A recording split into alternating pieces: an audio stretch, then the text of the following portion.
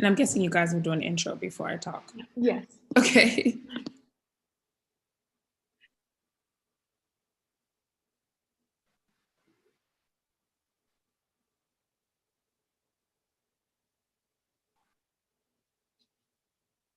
Hello, web shadowers. Thank you all for attending our session this afternoon.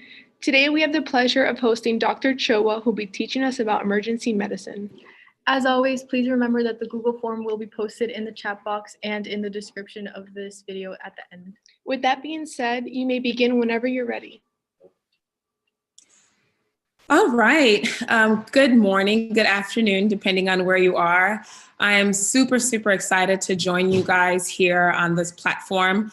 I think what these ladies are doing is absolutely amazing and filling a much needed gap at a very difficult time during this pandemic. So as they discussed, my name is Dr. Phindile Erika Chowa. I am an emergency medicine physician. So let's get to it.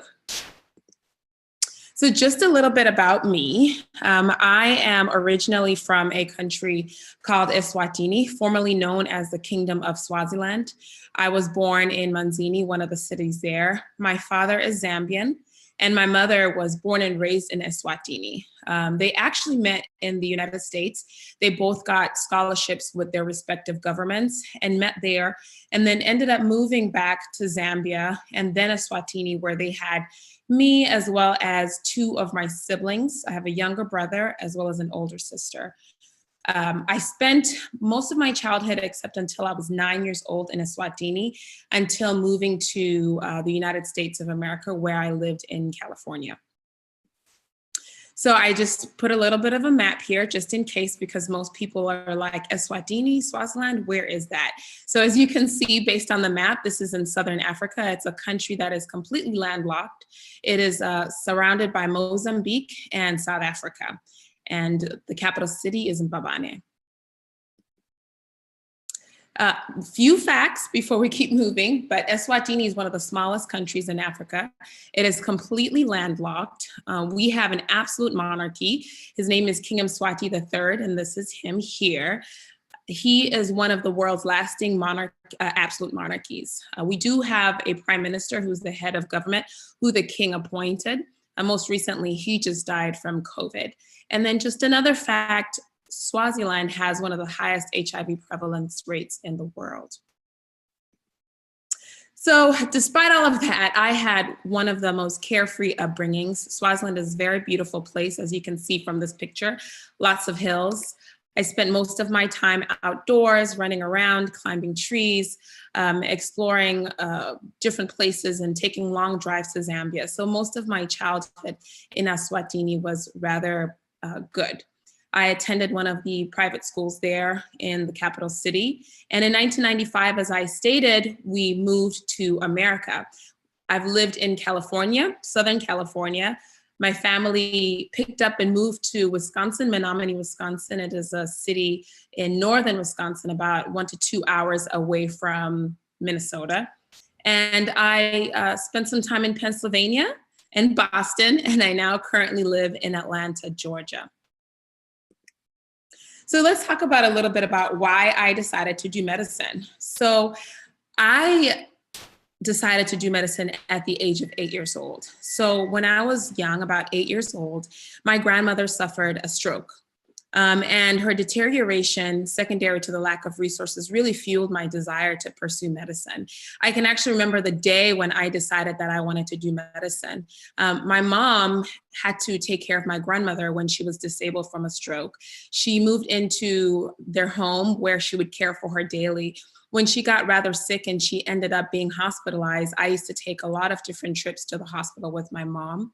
I remember one time, an event that really stuck to my head is that she was admitted, and it almost was like nothing was happening with her care. She was put in this room with many other people. She didn't have a bed. She had to lay on the floor because at the time the hospital was under-resourced. And so she didn't have a hospital bed. She was on the floor. My mom had to come in and feed her. My mom had to bathe her and do a lot of the things that I felt that the hospital should have been providing. And the room she was in, as an 8-year-old kid, I looked at it and I was like, this is surely a room of death, because everybody who was in that room seemed like they were dying. And I never saw a nurse. I barely saw a physician. And really that those lack of resources just made me think at the age of 8 that it's unfair, and that everybody should be owed some sort of medical treatment. And so from that day on, I decided that medicine was for me and that I wanted to be a doctor so that I could help other people who were underserved. And other reasons, I grew up during a time where HIV/AIDS was rather prevalent in Eswatini, as well as Zambia. And so I saw the devastation and I saw the impact it had on my family. So I decided that medicine was going to be for me and pretty much stayed on that track, even to this day, obviously.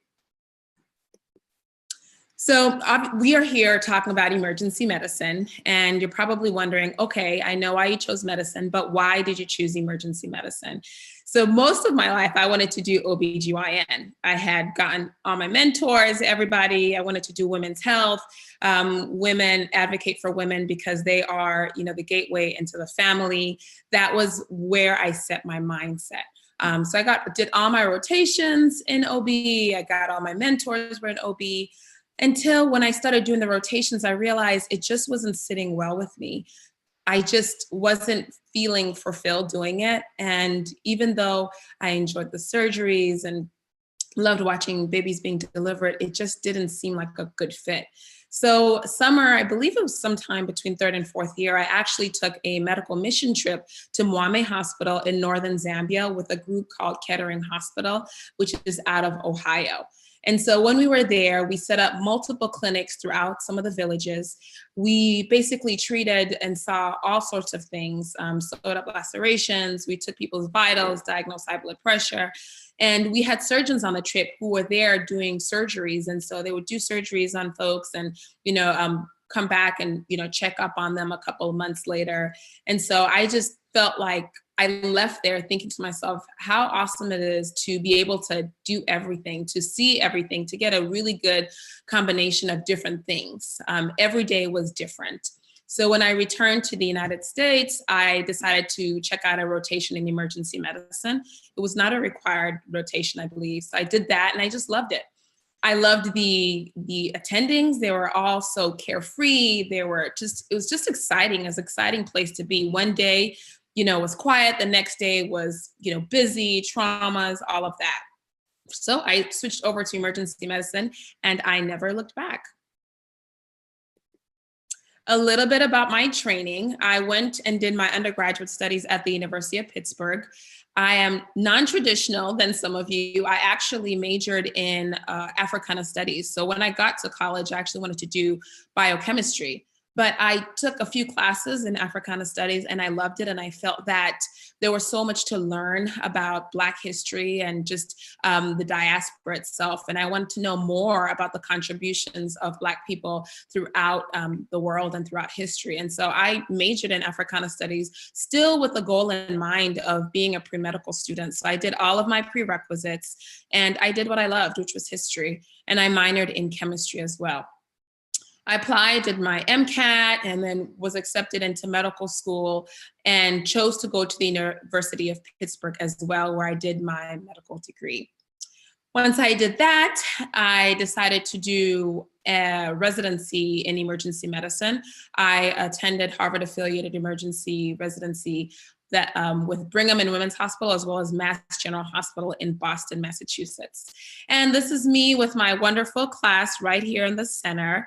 It was a very amazing class, lots of women, and I was the only African-American physician there, as you could see. But I had amazing training, I had amazing mentors, and so it was really a good experience.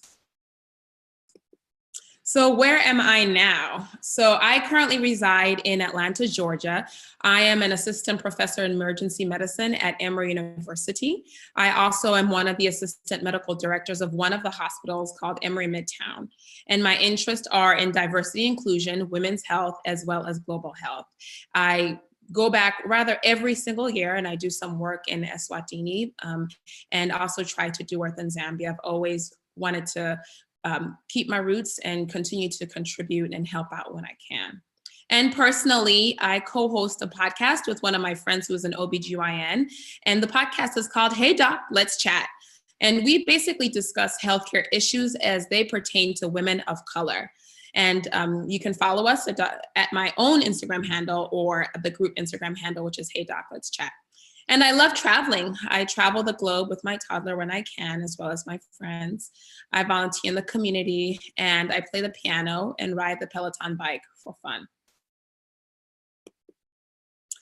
Okay, if you have any questions about me or my background, just feel free to comment in the comment section and I will try to get those questions answered at the end of the lecture. So I'm going to try to make this interactive. You have about an hour with me and I'm trying not to bore you, but make this really interesting because if you came to shadow me on my job, it is not a boring place. And so I don't think that we should be on this forum bored out of our minds. So this is going to be a really interesting case. And the name of the case, I said, it's called the unconscious patient. And this is definitely something we commonly see in my department. And I thought it would be a fun case to go over. All right, so most patients come into the emergency department, they self-present, they come in, they're dropped off by family or friends, but most times in the emergency department, we have a warning of what's coming to us. So we connect with EMS, which I'll go over what that is in a little bit, but individuals who are in trouble or who are having a life-threatening emergency will call 911, and 911 dispatch centers will dispatch emergency medical services or EMS, and the EMS services will call us in advance to tell us what is going on so that we can be able to prepare. So here we go. EMS, we're sitting down at the desk. You're with me, you're shadowing, and EMS calls and they said, we have a 29-year-old male found down unconscious at a bathhouse. All right. And they are exactly 5 minutes away. So before we get into that a little bit, let's talk about what a bathhouse is and what EMS is. So in 300 BC, the Romans adapted some practice called of public bathing. So oftentimes crowds of men and women would bathe naked together and just socialize. The term bathhouse has definitely evolved over the years. Now what you will most commonly see are gay bathhouses throughout the cities, and it's a place where men go to have sex with other men or just to socialize it as well. I will tell you that not all men who visit bathhouses are gay. And so this is a social practice. You'll see it in some cities. Feel free to Google a little bit more about what that means. And then the other definition I just want to get out of the way is what are emergency medical services? So as I stated before, people call 911. 911 dispatch center receives the call, gives instructions to the bystander, and then dispatches EMS to the scene. So what are emergency medical services? Emergency medical services are comprised of, one second, so sorry, there we go. Emergency medical services are comprised of different professionals who are trained to provide basic and advanced care to patients during their transportation to a healthcare facility. So emergency medical services include EMTs, paramedics. EMTs can administer CPR, glucose, as well as oxygen. Paramedics can perform complex procedures such as inserting IV lines, administering drugs, and applying pacemakers. So it's more advanced, they get more training. In some countries, probably some developing countries, paramedics and EMTs, they all fall under one umbrella. And so you'll hear the term paramedics more than anything. So what does EMS look like? So I put it here. You have, in some places, firefighters, they are able to get their EMT degree. And so we, a lot of times, get firefighters dropping off patients as well. And so you'll see that. So this is just the face, as you can see. All right, so you've gotten the EMS call. I'm sitting down, we're at the desk. What do I exactly need to know from EMS? If somebody can just type in the comments, just let me know what you're thinking. EMS has given a call. What information do I need to know? They're gonna be here in 5 minutes. What do I need to know from them?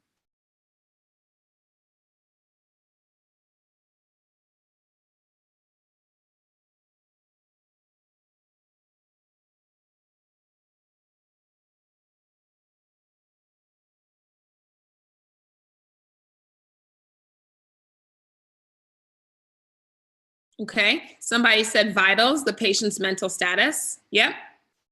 Anything else? Respiration rate, okay. Consciousness, great.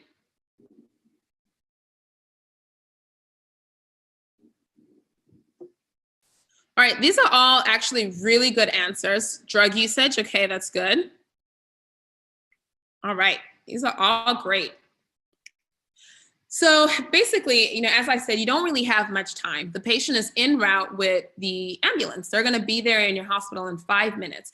And so you really want to gather your facts rather quickly from the paramedics.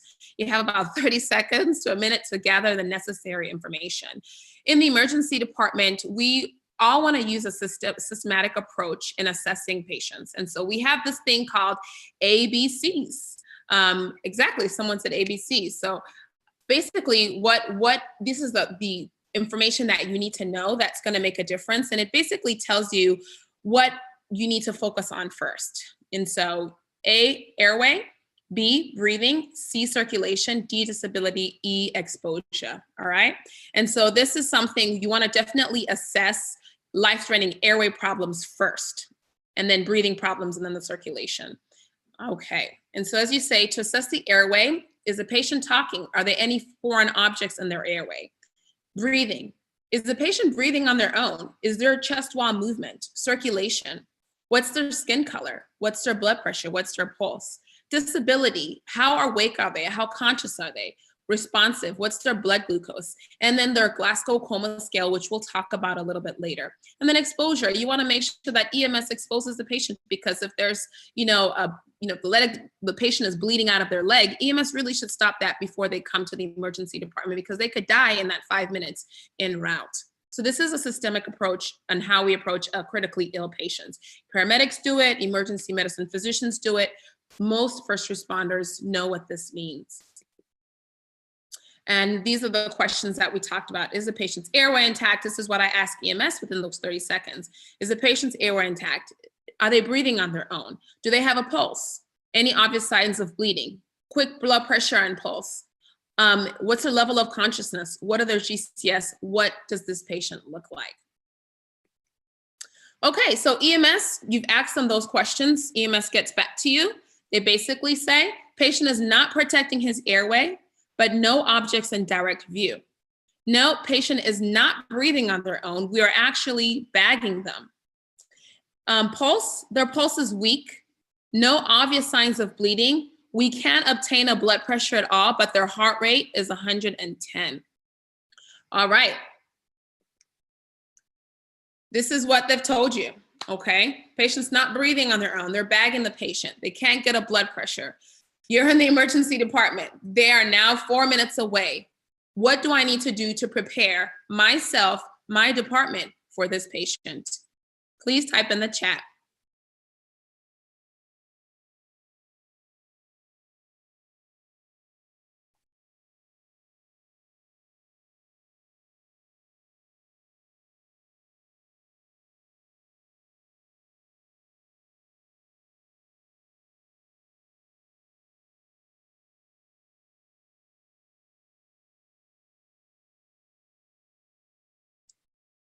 Okay, someone said alertness. What do I need to do in the emergency department? Myself and my staff. What do we need to do? Okay, someone said intubate. Okay, so I need to prepare to intubate this patient.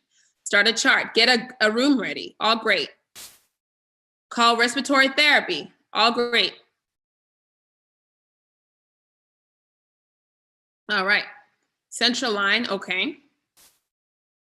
So IV access, you need to establish access to this patient's venous system some way so that you can administer vital drugs, fluids, all of that. So all good information.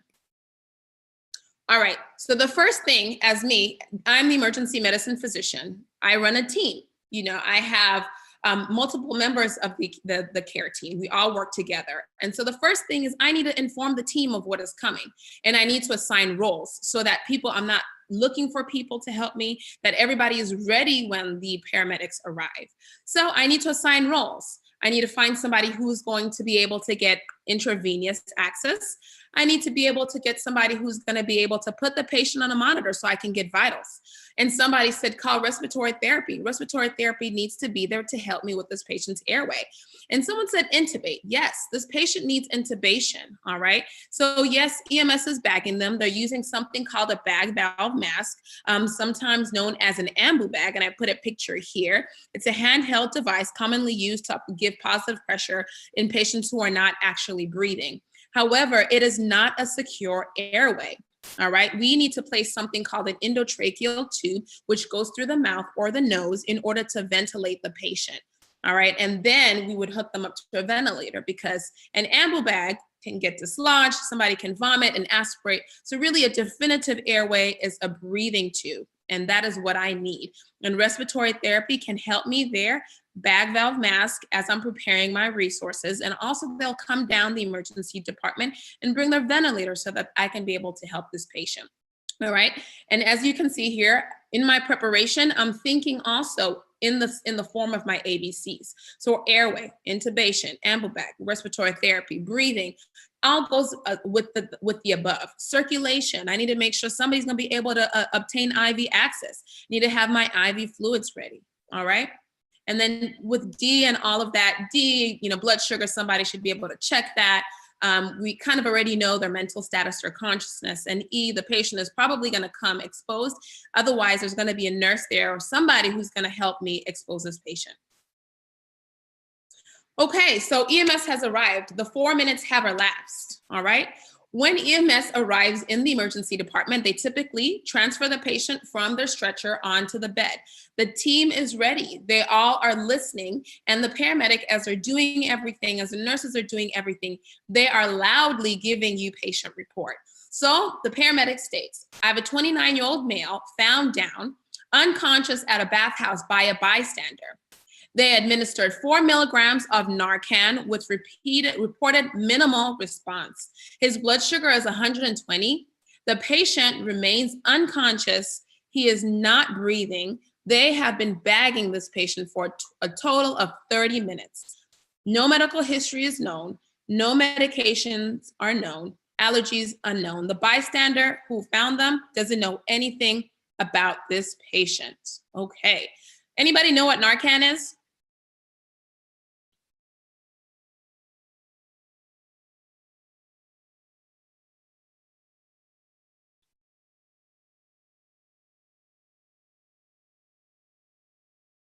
It's a type of drug, correct? What type of drug? What is it used for?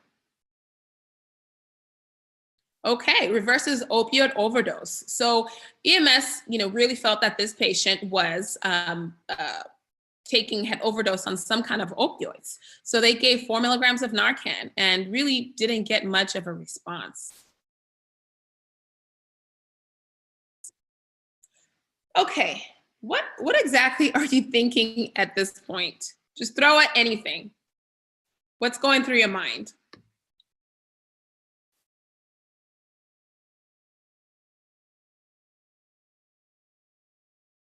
Overdose, overdose. Someone said overdose, okay.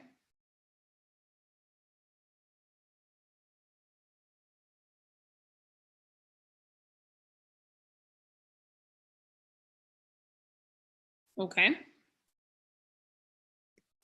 All right, and so the question is, what am I gonna do next at this point? So EMS has dropped off this patient. They're gonna, go, and this patient is now in my hands. Okay, someone said a heart attack or stroke. They're thinking about that. Okay, definitely. What other things?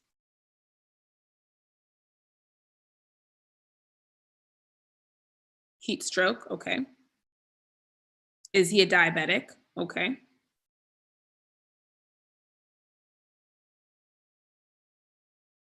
Neuro-related, fantastic. Okay. Did he hit his head? These are all great. These are all great.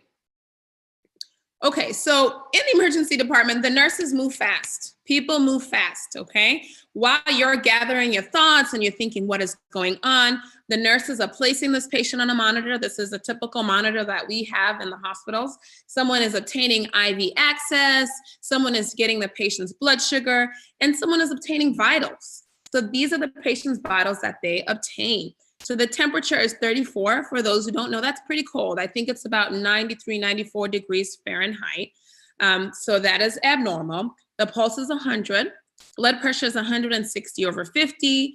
And their oxygen saturation is 100% while being bagged. So they're actually, their oxygen saturation is normal with an ambu bag. So somebody is delivering oxygen properly with the ambu bag. Okay, so while their nurses are in action, you literally have 2 minutes to expose this patient and do a quick physical exam. If there were seriously abnormal vitals with the pulse and the blood pressure, or if you were unable to oxygenate this patient properly with an ambu bag, you would not have time for this, okay? So if their oxygen saturation was, let's say 50 while being bagged, you don't have time for this. You need to secure their airway immediately before you even do any of this. If their blood pressure was 50/30, that is very low. You would need to address that. If for whatever reason they are, let's say you're worried about something else, they have a bleeding leg, there's blood gushing out of their leg, you need to address that issue. Same with just ABCs. In this particular situation, yes, this patient is critical, but you have a little bit of time to buy because somebody is administering positive pressure oxygen with an ambu bag, and you're able to get their oxygen saturations to 100%. Their blood pressure, high, but not low where you need to intervene. So you do have some time to think through a little bit and do a quick assessment of this patient, all right? Physical exam in medicine is super, super important. With a physical exam, as well as medical history, you can actually piece together what is going wrong with this patient, okay? Sometimes you don't have time, but oftentimes you do have a little bit to do something. So here are the vitals. In general, the patient is unresponsive, they're being bagged. A quick assessment of their head, you don't see any signs of head trauma at all. They don't have any gashes, nothing there. You take a look at their pupils. Their pupils are really, really small, all right? You take a listen to their lungs. With EMS bagging the patient, the lungs are clear, both sides, but they're not breathing on their own. EMS is helping them breathe. All right, you take a quick listen, you take a look at their extremities, they're cold, but they have good pulses, their heart rate is elevated, nothing with the belly. You expose them in the GU, you do see a rubber ring at the penile shaft, and skin, normal skin, no rashes, you don't see any track marks or anything. And the neuro exam, patient does not respond to voice. And then you also are able to do, well, you already kind of know, we do this rather quickly in our heads, but this patient's Glasgow Coma scale is a 3. Oh my goodness. All right, so, I always pose this thing, what do I do next? What do I do next? And I'm sure by now, listening, you understand ABCs is how we prioritize this patient. So what I basically did next, looking at the patient's pupils, and then also, with sort of the hint from EMS, I said, let me just give it another shot. Let me see if this patient may be overdosed on some opioid, and let me administer additional Narcan and see if they respond. So I actually gave Narcan, and this patient unfortunately did not respond, okay? So at this point, I'm thinking, all right, nothing is going on, probably not an opioid overdose, although it still is on the differential, all right? Back to airway, breathing, and circulation. So although his oxygen is fantastic while he is being bagged, that is not a definitive airway. He is at risk of aspirating, meaning his gastric context can aspirate into his lungs, and that can cause problems. So until I figure out what is going on, I need to address his airway. So I need to intubate. All right, so if any of you have been able to be in the emergency department, you've probably seen this procedure or shadow an anesthesiologist, you have seen this. This is a very, very common procedure that we do in the emergency department. Aside from anesthesiologists, we probably do this more than any specialist. Anesthesiologists, they do things in a calm environment, in the operating room, in the emergency department. Oftentimes, it is not calm. It can be rather hectic. However, in this patient, it was not rushed because he was being bagged 100%. So we had time to gather our supplies, all right? Indications for intubation: secure someone's airway who is in respiratory failure, who is apneic, which means they're not breathing. They have a reduced level of consciousness. They have some impending airway compromise. They're at a high risk of aspiration, or they have trauma to this area. These are all reasons to intubate. You can intubate, put a breathing tube through someone's nose or through someone's mouth. More commonly is through someone's mouth. However, if there's a lot of trauma in the mouth or an enlarged tongue, sometimes you have to go through the nose, all right? In awake patients, you wanna make sure they're sedated and paralyzed. In this particular patient, he was pretty out. I did need him paralyzed though, so that I can be able to get in his airway with much ease. I did give a little bit of a sedative in the event that he did have some level of consciousness, okay? So I just kind of mapped out this procedure. This may be a little bit high level, but in terms of just walking through it with you, you wanna position the patient. You wanna insert the blade into the mouth and displace the mandible and tongue up and away from the operator. You wanna visualize the posterior pharynx. You'll find the epiglottis, and then you'll see you're gonna pick up epiglottis and see the vocal cords, and the tube goes right in between the vocal cords. Once you intubate, you gotta make sure you're in the right place, because oftentimes you can put the tube in someone's stomach. That's not really a good thing because you are not going to be ventilating that patient effectively, and you're inserting air in the wrong place. So we always need to confirm that we're in the right place, and we do that a couple different ways. We take a listen to the patient's lungs. We have something called capnography, and it basically measures how much CO2 is in the exhaled air. We get an X-ray, all right? And after we intubate this patient, we put them on a ventilator. It is very, very important that after you put a breathing tube that you take a listen. This is that B in breathing. You gotta take a listen to someone's lungs to make sure that you're not in the wrong place and that you don't have a complication of intubation. One of the biggest complications of intubation is something called the pneumothorax. And this is when air is trapped in the space surrounding the lung, and this can cause the lung to collapse. This is really bad, okay? Because if the pneumothorax is really, really bad, you can actually prevent blood from flowing into the heart, and this patient can suffer a cardiac arrest, lose pulses, and die. So this is super important to recognize this rather early. Other more minor complications are damage to the vocal cords and damage to the patient's teeth. All right, and we talked about breathing a little bit, the B of the ABCs, listening for bilateral breath sounds. Is there appropriate chest rise now that you've intubated and put them on a ventilator? And then we can get an X-ray and confirm all of this. And after you addressed your airway, you've addressed your breathing with this patient, now you wanna address the circulation portion of it, okay? So circulation here, the patient's blood pressure is actually high, not low. Low we would worry about, right? I'd be worried about bleeding or some type of life-threatening infection if the blood pressure was super low. In this patient, he's actually a little hypertensive rather than low. So circulation is not as much of an issue in this patient. His pulse rate is a little elevated, we're gonna note that, but that can be caused for various different reasons. He has cool extremities, but remember his temperature was low, it was 34 degrees Celsius, but his capillary reflows are normal. And this is a marker of tissue perfusion, okay? So you basically apply pressure to the nail bed until it turns white, and then you release. If the blood returns to the tissues rather fast, that person is perfusing their tissues with ease, okay? And you don't have to worry about that as much.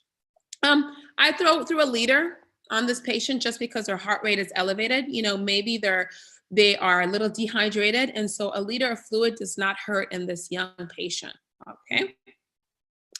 Moving on to disability. We talked about the blood sugar, that was fine, 120. Glasgow Coma Scale, you will hear this tossed around a lot if you ever hang out in the emergency department with a paramedic. This is how we assess patients who are unconscious, all right? This was really described in 1974, and it is a way to communicate with each other how severe someone's brain injury is, either from trauma or from a different cause. So this patient's GCS was 3. He had no response with eye-opening response, no response, verbal response, no motor response. So I pinched this guy, yelled, I sternal rubbed. This guy was completely unconscious. So his GCS was a 3, okay? And so as you can see here, when EMS told me this patient's GCS is a 3, I'm thinking, this is not good. This is somebody I really need to worry about. Even under 8 is a patient that I'm going to worry about as an emergency medicine physician. All right, and lastly, exposure, okay? This patient had no visible track marks, okay? No signs of IV drug use. This is important if we're thinking overdose, certain kinds of overdose. He had no signs of bleeding. He did have this penile ring noted and it was removed. We'll talk about how this helped me in my differential a little bit.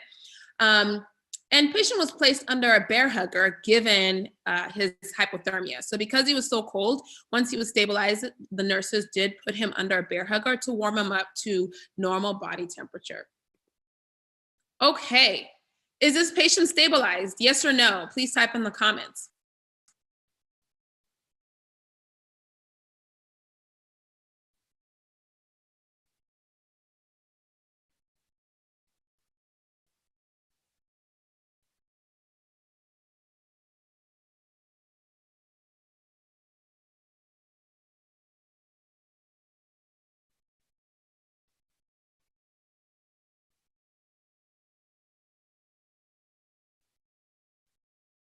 No, someone said no, why not? Not yet.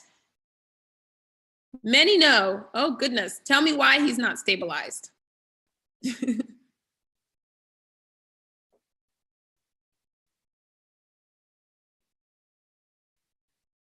Okay, so I guess stability is relative. And for me in the emergency department, stabilized meaning have I addressed all of his ABCs? So the answer actually is yes. From my emergency perspective, I have addressed his ABCs. 1, he actually has an airway. He's established an airway. B, he has bilateral breath sounds. He's breathing now. He's on a ventilator. C, his blood pressure, although a little high, it's not low, okay? And I've given him some IV fluids for his heart rate. His heart rate is not super elevated, it's 100. It's not something I need to intervene on, but we can think about that a little bit more. D, his disability, all right? In terms of his GCS, he is now on a breathing tube. I just have to figure out what is going on. But in terms of stability, this patient right now is stabilized until I figure out what is going on. He still is critical, but I've addressed the major things that can kill him: his airway, his breathing, and his circulation. None of those things at this point are gonna take him down because I have addressed it. Is it critical? Yes, okay?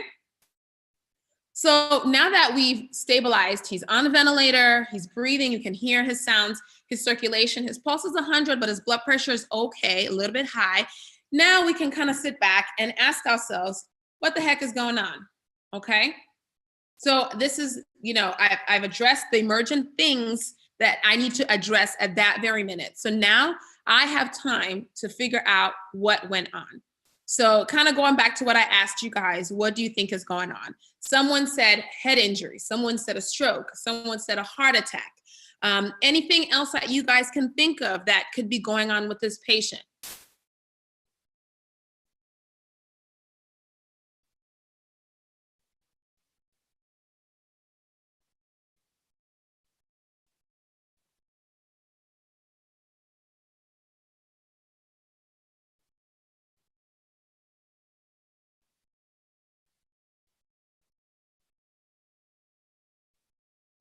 All right, I'm gonna help you out a little bit.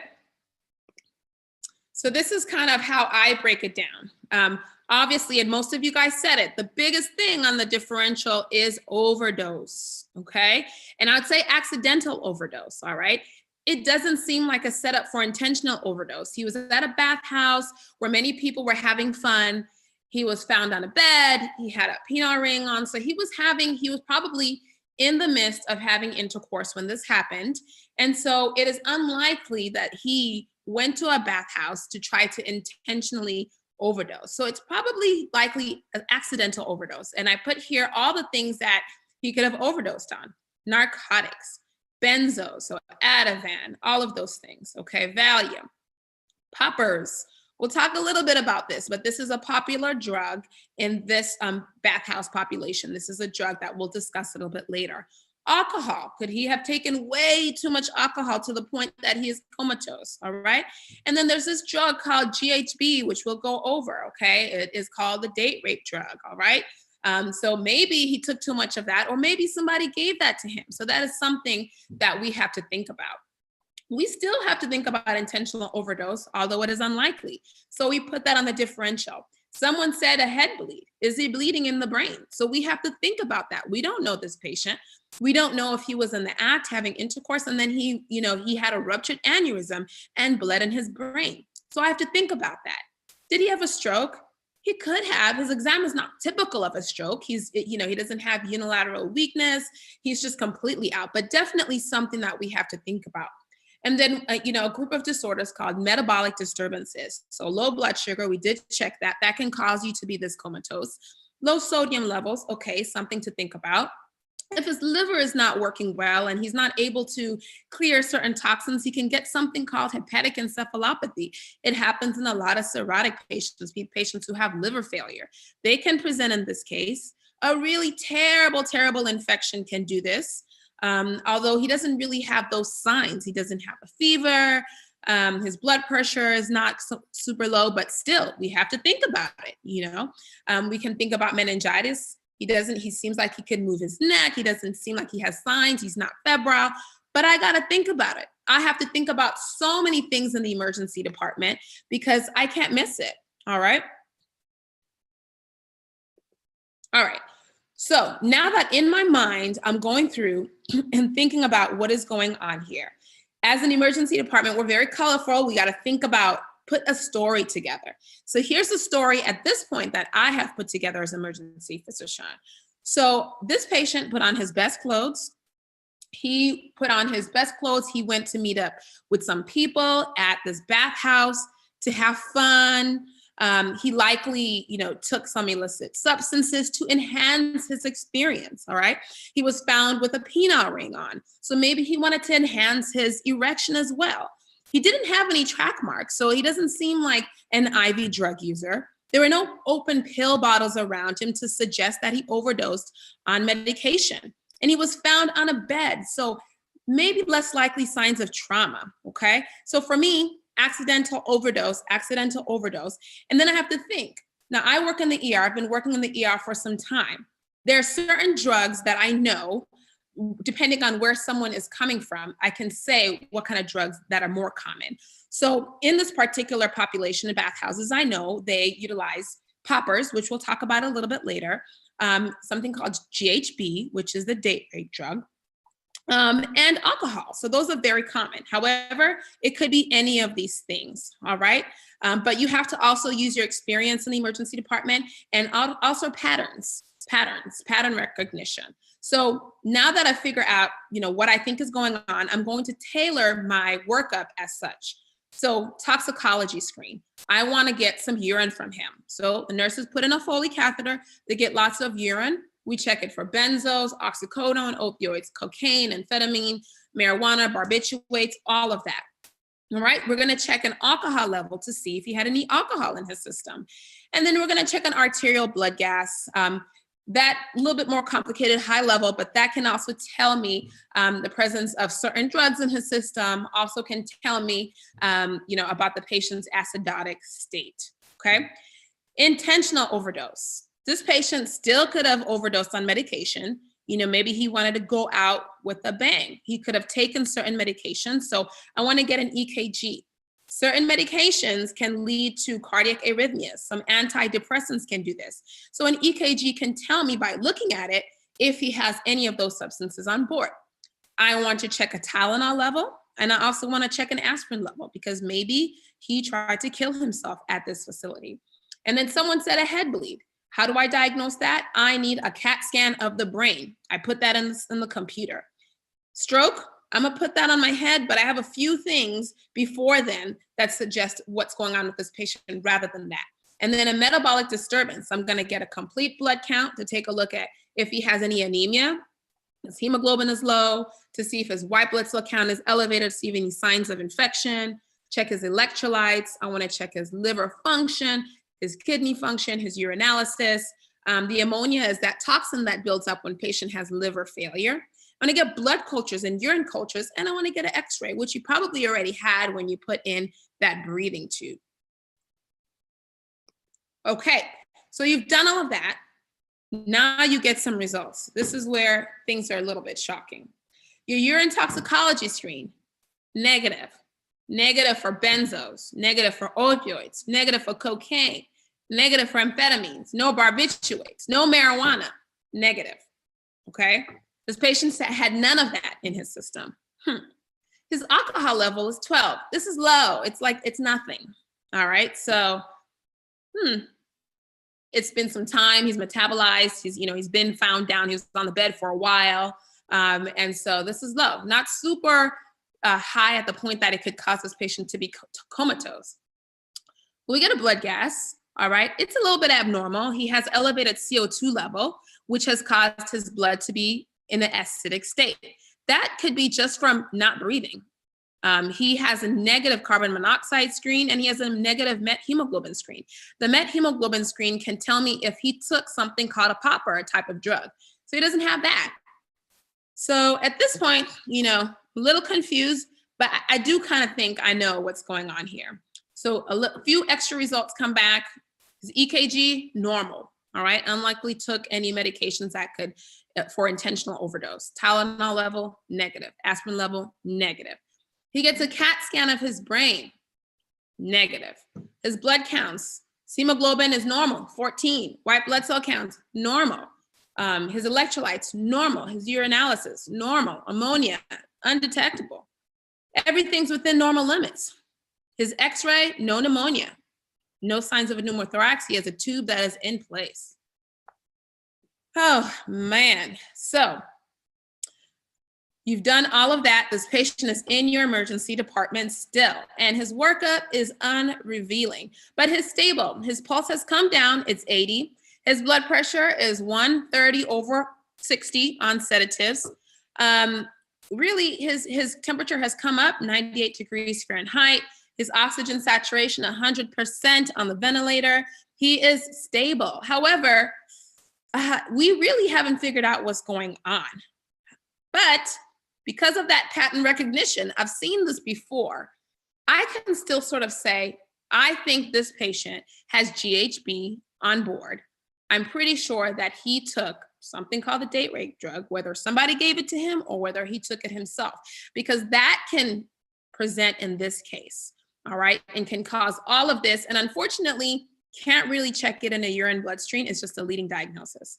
As an emergency medicine physician, I can try to figure out all day what is wrong. However, my ED is filling up. I got about a few more patients that are in the bay, a lot of people to take care of. This patient requires somewhere to be while he metabolizes whatever he took in his system. I need to call the intensive care unit and make a call to the ICU, and I give them a report. It's a 29-year-old male who was found down in a bathhouse. He was initially unresponsive. He was given Narcan, 6 milligrams total, no response. When he came into the emergency department, I controlled his airway, I intubated him. He was placed on a ventilator. X-ray did not reveal any pneumonia. He had a complete workup. His toxicology screen is negative. His alcohol screen was 12. His blood, nothing really is revealing. I think that this guy took GHB. And if I'm correct, he just needs time and supportive care, and he will get better. ICU accepts the patient. The nurses transfer the patient to the ICU.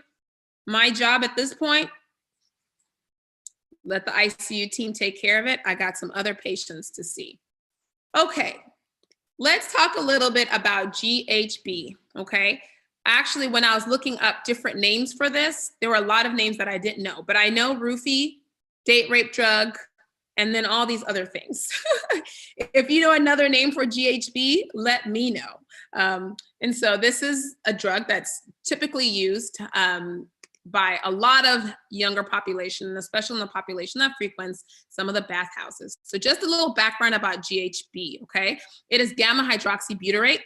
This is actually a natural occurring neurotransmitter in your brain. It's found in much lower concentrations in the brain rather than the levels found when the drug is abused.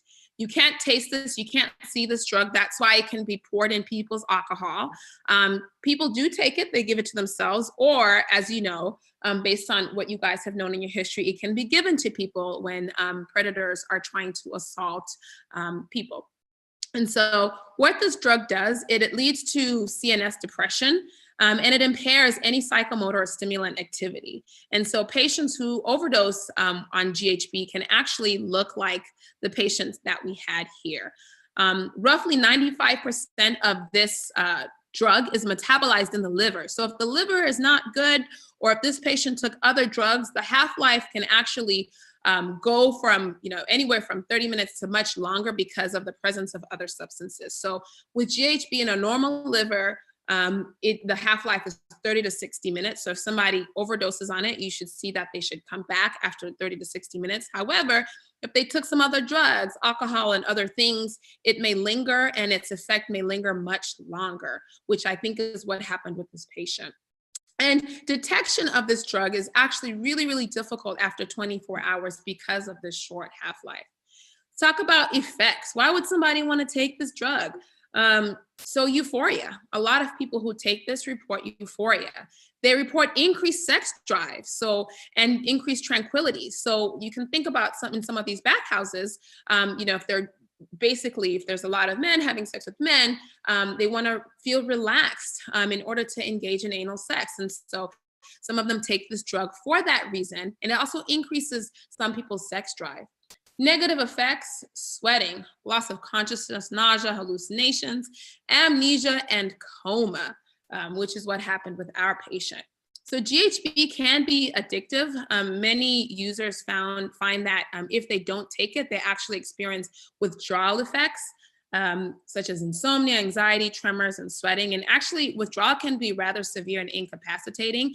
Not deadly, but it can cause a lot of discomfort. And I highlight this part: combined with alcohol, other sedatives, or other drugs that possess CNS depressant activity may actually result in dangerous CNS and respiratory depression. So this guy did have some alcohol on board, which makes sense. EMS was bagging him for about 30 minutes. And then in the emergency department, even after probably an hour, this patient was still not doing anything meaningful. It was more than an hour and a half. So for this patient, he must have taken some other things, and alcohol is the leading thing that we think that he took on top of this. So how do I manage this patient? The same way that most overdoses are typically managed, which is ABCs. ABCs. So if their airway needs to be maintained, maintain that airway. Breathing, make sure that you are effectively ventilating them if they're on a ventilator or they're breathing, all right? Circulation, address their vital abnormalities. Is their blood pressure low? Okay, some narcotics can cause a low blood pressure. So supportive care, give them fluid. Circulation, all this is important. Supportive care, and time is how you resolve this drug overdose, all right? And as I said, in combination with other drugs, the length of this effect can be prolonged, all right? So I just want to quickly cover another drug that is common among men who have sex with men in these bathhouses, okay? So we talked about GHB and why it is popular, but I just want to quickly talk about poppers. I'm not going to go into it too much, but it is called alkyl nitrate. And so this was actually, in the past used for cyanide poisoning, and still used for cyanide poisoning. However, people discovered that they can feel some euphoria. And so this, unfortunately, is used, it's a party drug. And what poppers do are used to relax involuntary smooth muscles. It's a vasodilator. And involuntary smooth muscles such as those in the throat as well as the anus. And it is used for practical purposes to facilitate anal sex by increasing blood flow and relaxing the sphincter muscles. So you can see why this would be popular in a bathhouse, all right? Provides euphoria. Side effects of this, a drop in blood pressure. If it is a vasodilator, meaning it dilates the blood vessels, the blood pressure can drop. People can feel dizzy. They can feel a headache. Their heart rate may be elevated. And in toxic doses, this patient's respiratory system may be depressed. Why? Because this drug can actually lead to a buildup of methemoglobin, right? And that methemoglobin prevents oxygen from binding to normal hemoglobin, and this can prevent somebody from undergoing respiration well, okay? You can Google that a little bit. Don't know if I explained that pretty well, but this can cause the respiratory depression and can cause severe hemoglobinemia, which requires an antidote administration, methylene blue or ascorbic acid, all right? How do you detect poppers? So we get blood gases, and you can actually see the presence of methemoglobin in their blood gas. And so that's one way that you can see if this patient took a popper, all right? Some people mix these poppers with erectile dysfunction meds such as Viagra to increase their experience, and this can lead to serious cardiovascular complications. So even more reason to get an EKG on this. I'm not going to go in too much about poppers. As I said, I do believe that this patient took GHB, not a popper. And the case outcome. So what ended up happening to this patient? I always look back to see, did I diagnose this patient appropriately in the emergency department? And what ended up happening? Apparently, after 24 hours intubated, this patient self-extubated. They woke up and pulled their ET tube out, and they were actually discharged from the ICU. He did not remember anything about his time at the bathhouse, which makes me think this is what he took, GHB, okay? So that is the end of this case. I'd love to take some questions if you have any. So please type in the Zoom box and I can answer any questions about this case for the next few minutes. And while you're doing that, I will say he probably will never remember any of us in the emergency department. And a lot of patients who come into the emergency department never remember us. But that is the most fulfilling thing of my job, is knowing that I contributed to saving somebody's life. And they may never know or may never thank us, but what we did kept this patient alive. And so without an airway, this patient could have died. And so it is super fulfilling to go home at night and know that we saved his life. All right, some questions. How long does it usually take for all tox screens and metabolic tests to come back? They usually take about 30 minutes or less. The tox screen, 30 minutes, and the metabolic test as well. Depends on your lab and how staffed they are, but you typically are gonna get this information within the time that they're in the emergency department. And somebody asked, how often do you get cases like this? Wow, well, we get this a lot. Besides overdose, I didn't get overdose as much as when I used to live in Boston, but here we definitely get our share. We do get unconscious patients, but sometimes it's that they've had a stroke, they've had a head bleed. Sometimes we get rare cases of trauma, but this is very common. We have to apply these ABCs a lot in our patients because you just don't never know what EMS is gonna bring in through that door. And sometimes you actually don't have a warning. And you don't have that time to prepare. And is it common for patients to extubate himself? Well, they'll always say, you always know if somebody overdosed on GHB because they wake up and they're like, what the hell, and pull out their ET tube. But it's definitely common if the patient is not under a lot of sedatives or is not restrained. So you'll find that in the ICU, we'll do soft restraints in the event a patient wakes up and is feeling that discomfort of the tube, because they will pull it out. And then another question is, what is your typical day like? So every day in the emergency department is different. So right now, obviously we're taking care of a lot of COVID patients.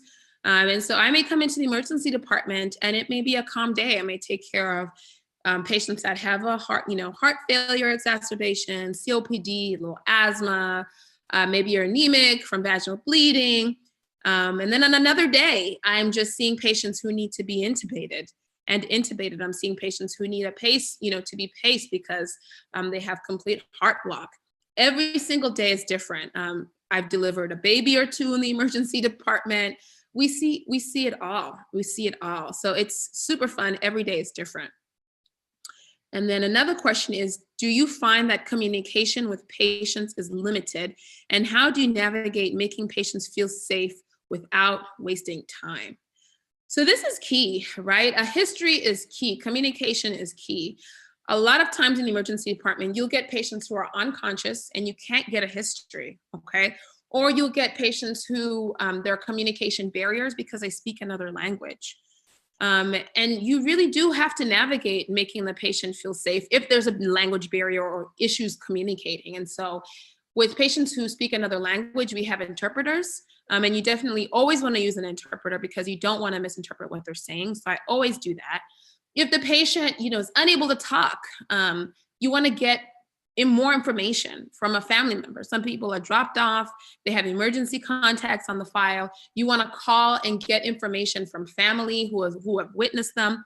But sometimes you don't get any information. You don't get any information from family. You don't get any information from the patient. And honestly, EMS doesn't give you much information from what happened at the scene. And so you have to use the physical exam. You have to use your workup to piece together what's going on about this patient. So super fun, a lot of investigating that happens, but that is very common in the emergency department. And it's not wasting time, it's really trying to figure out what's wrong. Another question is, could GHB ever be detected in the body? So GHB is a neurotransmitter. I'm sure there are ways. And maybe in large concentration, there is a send out test, but I don't know of one in my hospital that can take a look at the levels of GHB in the urine or the blood. I'm pretty sure there's a way to do this, but I don't think the test would come back in the time frame that I would need to make the diagnosis in the emergency department. It'll probably take a day or two, and probably super expensive. And so oftentimes you make your best guess about what happened with the patient, but you won't know for sure 100%. All right, let's see, what is this? It says, what is the craziest story you have from the ED? I see a lot of things. I have a lot of stories. We see a lot of things that are, shoved into people's orifices. That's always fun. That always gets a reaction from people. I think the most recent, someone put a cucumber up there. And so you can see the cucumber on an x-ray. That's a story for another day. And another crazy story, I think we had a patient whose complaint was they had maggots in their ears. Didn't really believe that until I went to see them. And yes, they had maggots in their ears. How did that happen? Well, the patient had a pretty large festering wound around the ear and just didn't keep it clean. And maggots went in their ears. And actually maggots love wounds. So we get a lot of patients who are not taking care of their wounds, elderly who live alone, who have maggots in their wounds. So that's pretty crazy because I could do a lot of things, but maggots, I have to gown up completely. Can't do that. See, another question. Can you please talk about your work with women of color? You mentioned it was one of your focuses. So I am a woman of color. As you can see in my upbringing and through my education, I have always had to be one of the few. We are very far and few in the field of medicine, and even more far and few in the field of emergency medicine. And so on a personal level, just my mere existence in the field of medicine and emergency medicine is a testimony in itself, and also is a form of mentorship and encouraging other people who look like me to get into the field of medicine and the field of emergency medicine. So I love to serve as a mentor and encourage medical students and other people of color that this is something that is achievable for them to do. In terms of my own work, so as I said earlier on, I actually co-host a podcast called Hey Doc, Let's Chat. And I do it with one of my good friends, Corinne. And we basically sit and we talk about issues that affect us as women of color. So some of the things that we talk about, why women of color are dying from childbirth. We talk about the, cultural, ethnic, all the dynamics that come into play when we are taking care of patients, whether in the emergency department, in the clinic. We have covered, all topics that pertain to women of color, fibroids. I'm trying to think of other things. Fertility, it's a taboo in our community. We've talked about preeclampsia, pregnancy. I think, today we're going to record an episode on medical ethics and how people are dying, how medical errors happen in the hospital and why they happen. So many cool things. Definitely one of my focuses. Is it manageable work-life balance? That is definitely, you have to prioritize what's important. I have a 2.5-year-old toddler who takes up a lot of my time. I live by my calendar these days, it seems. I have a lot of meetings. So just trying to prioritize my life. And, that is something you learn early on, how to manage your time management, and really kind of weed out the things in your life that are time suckers that don't need to happen, and putting self-care in there as well. So you just learn. It's trial and error. You may not be good at it. I probably, will suck at it a few times, but I adjust. If one thing doesn't work, I adjust. So it's manageable. I think so thus far. How do you handle immense pressure that comes with emergency medicine? I think one of my quality traits is that I generally am a calm person. So I somehow do bring that calmness to the emergency department. I just, for whatever reason, in that environment, I'm able to channel my calm self, and I'm able to walk myself in a calm manner through any critical patient. And when things get hectic, I slow things down. I control the room and I slow things down to my pace so that I can think.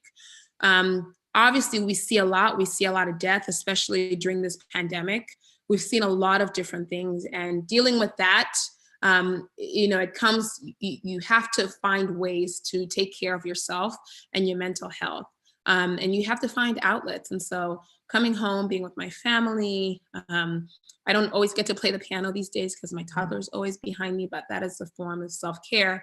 I try to work out. I have my Peloton bike here, therapy, all the ways that I need to. And so I find that just coping mechanisms and learning to channel a part of me of tranquility and peace really helps me manage that life-work balance.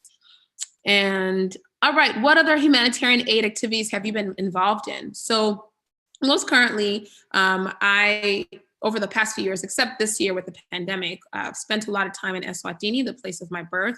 I'm helping set up emergency medical services in the country there. So I've done a few research projects there, go back every year if I can, and really trying to establish relationships there and working with the paramedics there in the country.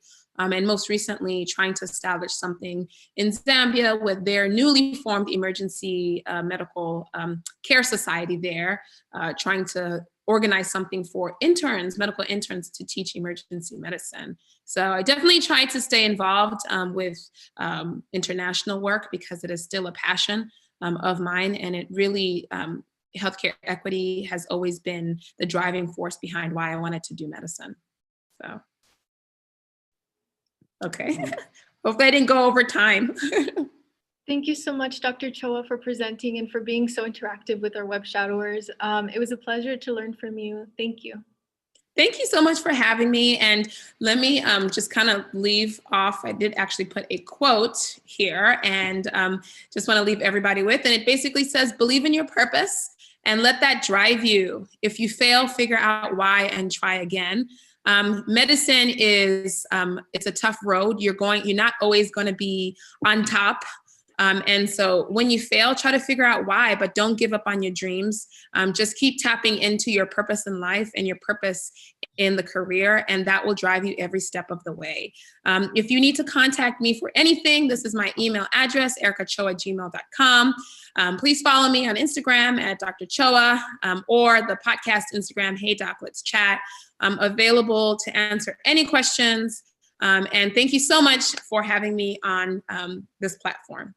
Yes, of course. Thank you. Everyone, make sure you check out her socials and her podcast. Her Instagram is Dr. Chowa. Again, thank you so much, Dr. Chowa, and thank you to everyone who has attended this afternoon. The Google form has now just been posted, and so please fill it out within the next 30 minutes. Again, thank you so much. We loved how interactive you were and how interesting it was. Thank you. Thank you. Thank you.